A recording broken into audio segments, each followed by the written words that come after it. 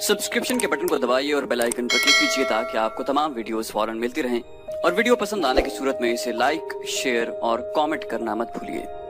युहावा का किरदार खालिद भुला नहीं पा रहा था और 4 बरस पुरानी बातें उससे सुनाई दे रही थीं। वो मदीना की तरफ चला जा रहा था और ओहद की पहाड़ी उठती चली आ रही थी। फिर ये पहाड़ी उसकी नजरों से ओझल होने लगी। उसका घोड़ा घाटी उतर रहा था। ये कोई 1 मील लंबा और 1.5-2 फरलांग चौड़ा नशेब था। उसमें कहीं कहीं मखरूती टीले खड़े थे। ये रेतीले मिट्टी के थे।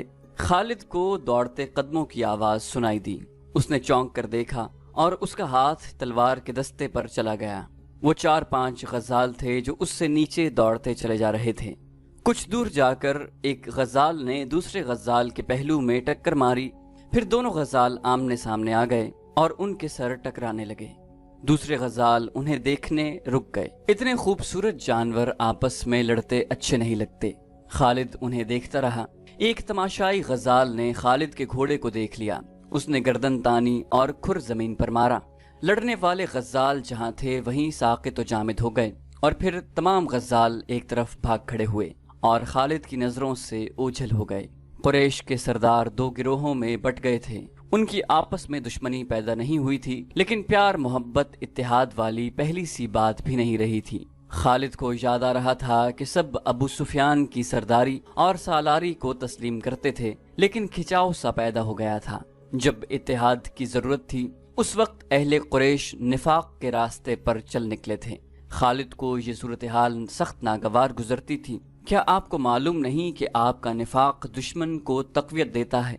खालिद ने एक रोज अबू सुफियान से कहा था, क्या आपने कभी सोचा है कि इस निफाक को इत्तेफाक में किस तरह बदला जा सकता है? अबू सुफियान ने उकताए हुए से लहजे में कहा, बहुत सोचा है खालिद, बहुत सोचा है। सब मुझे पहले की तरह मिलते हैं, लेकिन मैं महसूस करता हूँ कि बाज के दिल साफ नहीं। क्या तुम कोई सूरत पैदा कर सकते हो कि दिलों से मैल निकाला जाए? खालिद ने कहा, हाँ, मैंने एक सूरत सोच रखी है। मैं यही तजवीज़ आपके सामने ला रहा हूँ। जिन सरदारों के दिलों में मैल पैदा हो गई है वो अब समझने लगे हैं कि हम नाम के जंगजू रह गए हैं और हमने मुसलमानों का डर अपने दिलों में बिठा लिया है। शारजा ने 6 मुसलमानों को धोखा देकर और उनमें से 2 को आपके हाथों मरवा कर हमारी शक्ल सूरत ही बदल डाली है। उसका इलाज ये है कि हम मदीना पर हमला करें या मुसलमानों को कहीं ललकारें और साबित कर दें कि हम जंगजू हैं और हम मुसलमानों को खत्म करके ही दम लेंगे। हमारे पास जवाज मौजूद है। अबू सुफियान ने कहा, मैंने उहद की लड़ाई में आखिर में मोहम्मद को ललकार कर कहा था कि तुमने बदर में हमें शिकस्त दी थी। हमने उहद की पहाड़ी के दामन में इंतकाम ले लिया है। मैंने मोहम्मद से ये भी कहा था कि कुरैश के सीनों में इंतकाम की आग जलती रहेगी। हम अगले साल तुम्हें बदर के मकाम पर ललकारेंगे। खालिद ने कहा, हाँ, मुझे याद है। उधर से उमर की आवाज आई थी। उसने कहा था कि हमारे अल्लाह ने चाहा तो हमारी अगली मुलाकात बदर के मैदान में ही होगी। आवाज तो उमर की थी, अल्फाज मोहम्मद के थे। अबू सुफियान ने कहा, मोहम्मद बहुत जख्मी था, वो ऊंची आवाज में बोल नहीं सकता था। मैं मोहम्मद को पैगाम पहुंचाता हूँ कि फला दिन बदर के मैदान में आ जाओ और अपने अंजाम को पहुंचो। दोनों ने एक दिन मुकर्रर कर लिया और फैसला किया कि किसी यहूदी को मदीना भेजा जाए। दूसरे ही दिन अबू सुफियान ने कुरैश के तमाम सरदारों को अपने यहाँ बुलाया और बड़े जोश खरोश के साथ ऐलान किया कि वो मुसलमानों को बदर के मैदान में ललकार रहा है। कुरैश यही खबर सुनने के मुंतजिर थे। उन्हें अपने अजीजों के खून का इंतकाम लेना था। उनके दिलों में रसूलुल्लाह सल्लल्लाहु अलैहि वसल्लम की नफरत बारूद की तरह भरी हुई थी जो एक चिंगारी की मुंतजिर थी। वो कहते थे कि मोहम्मद ने बाप बेटे को और भाई भाई को एक दूसरे का दुश्मन बना दिया है। अबू सुफियान के इस ऐलान ने सबके दिल साफ कर दिए और वो जंगी तैयारियों की बातें करने लगे। एक दानिशमंद यहूदी को पैगाम दिया गया कि वो मदीना जाकर नबी करीम सल्लल्लाहु अलैहि वसल्लम को दे और जवाब लेकर आए। खालिद को याद आ रहा था कि वो उस रोज किस कदर मुतमईन और मसरूर था। कुरैश के सरदारों के दिलों में जो तकद्दुर पैदा हो गया था वो साफ हो गया था। खालिद बड़ हाँकने वाला आदमी नहीं था, लेकिन उसने तहिया कर लिया था कि रसूल खुदा सल्लल्लाहु अलैहि वसल्लम को अपने हाथों से कत्ल करेगा। यहूदी एलची जवाब लेकर आ गया। रसूल अल्लाह ने अबू सुफियान की ललकार को कबूल कर लिया था। लड़ाई का जो दिन मुकर्रर हुआ वो मार्च 626 ईस्वी का एक दिन था। लेकिन हुआ यूं कि सर्दियों के मौसम में जितनी बारिश हुआ करती थी اس سے بہت کم ہوئی۔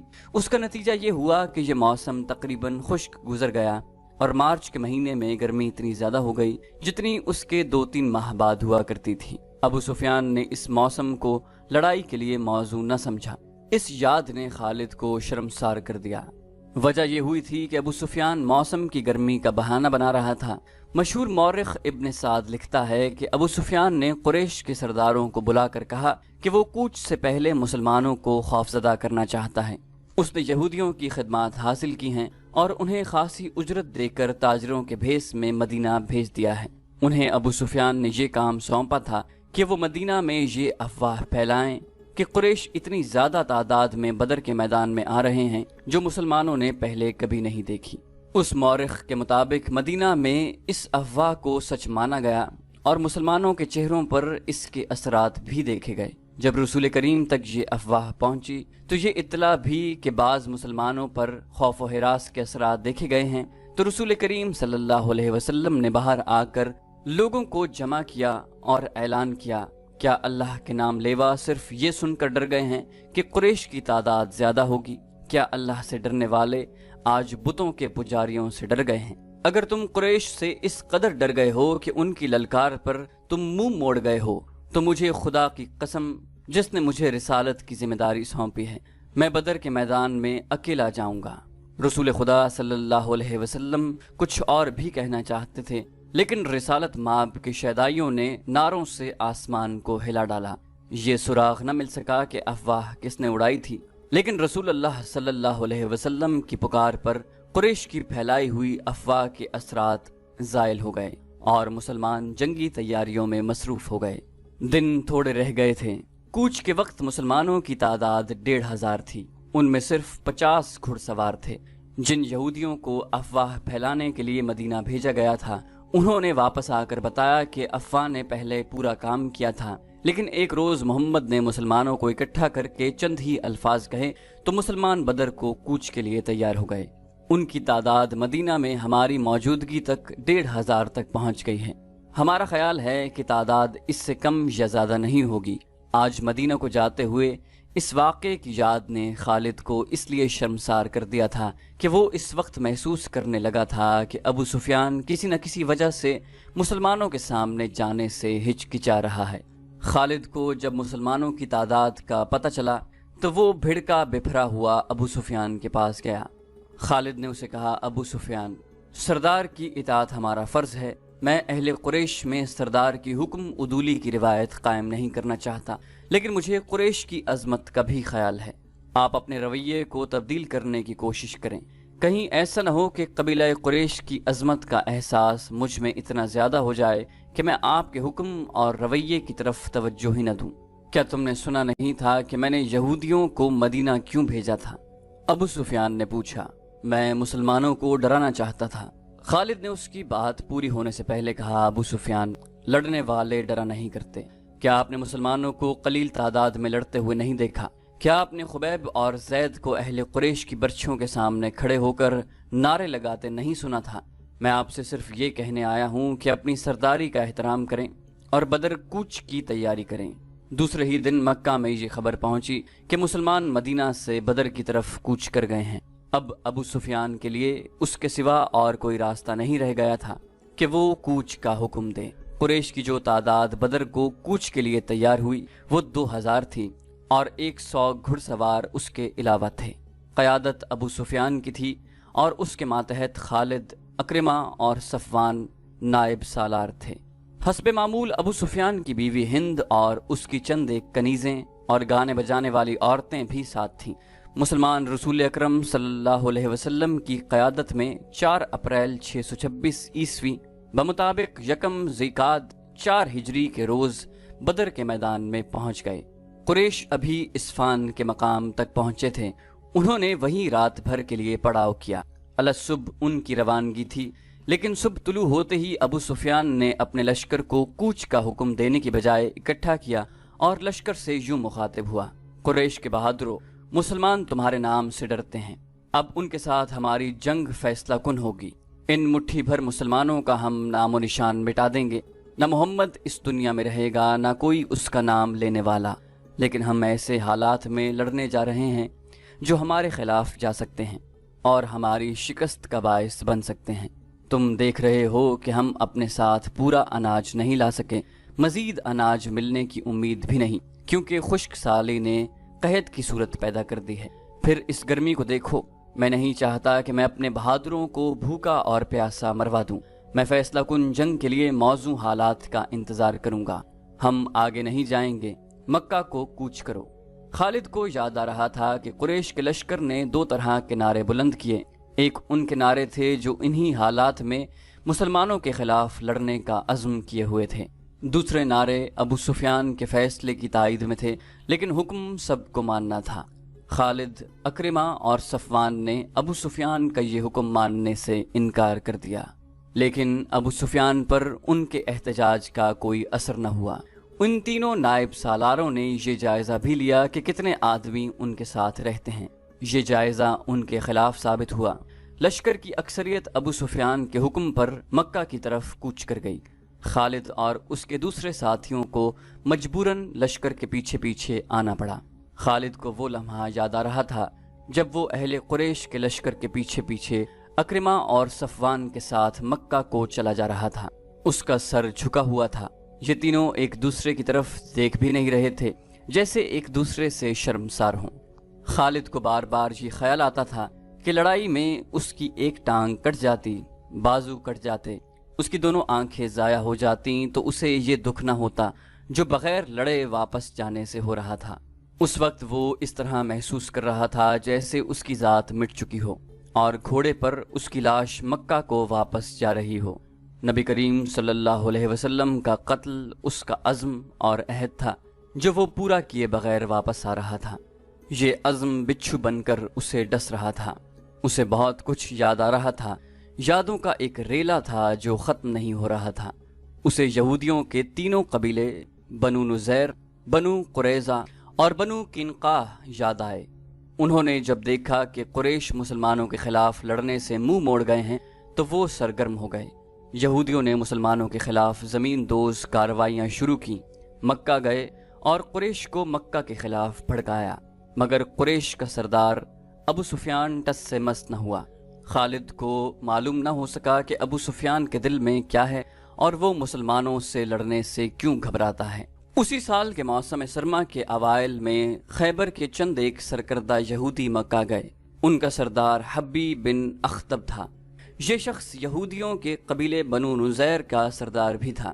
یہودیوں کے پاس زر و جواہرات کے خزانے تھے۔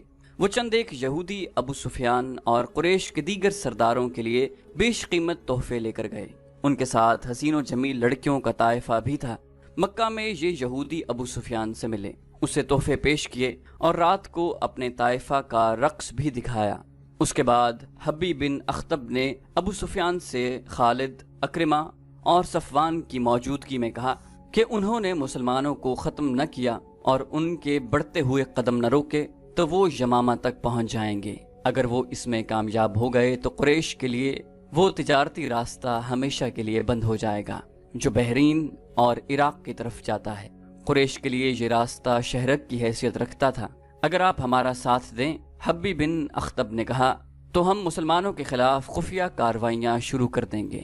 ہم مسلمانوں سے دگنے تھے تو بھی انہیں شکست نہ دے سکے۔ ابو سفیان نے کہا، ان سے 3 گنا تعداد میں ان سے لڑے تو بھی انہیں شکست نہ دے سکے۔ اگر چند اور قبیلے ہمارے ساتھ مل جائیں تو ہم مسلمانوں کو ہمیشہ کے لیے ختم کر سکتے ہیں۔ ہم نے یہ انتظام پہلے ہی کر دیا ہے۔ حبی بن اخطب نے کہا، قبیلہ غطفان اور بنو اسد آپ کے ساتھ ہوں گے اور چند اور قبیلے ہماری کوششوں سے آپ کے ساتھ آ جائیں گے۔ خالد کو کیا کچھ یاد نہ آ رہا تھا۔ 3-4 سال پہلے کے واقعات اسے ایک روز پہلے کی طرح یاد تھے۔ اسے ابو سفیان کا گھبرایا چہرہ اچھی طرح یاد تھا۔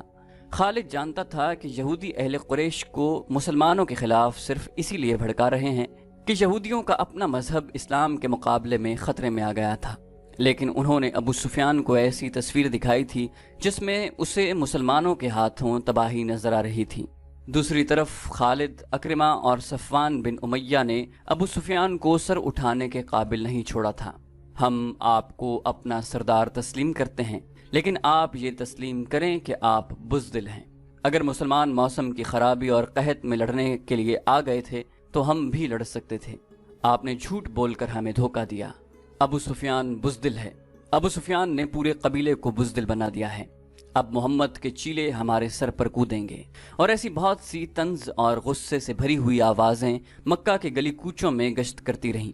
ان آوازوں کے پیچھے یہودیوں کا دماغ بھی کام کر رہا تھا، لیکن اہل قریش کی غیرت اور ان کا جذبہ انتقام انہیں چین سے بیٹھنے نہیں دیتا تھا۔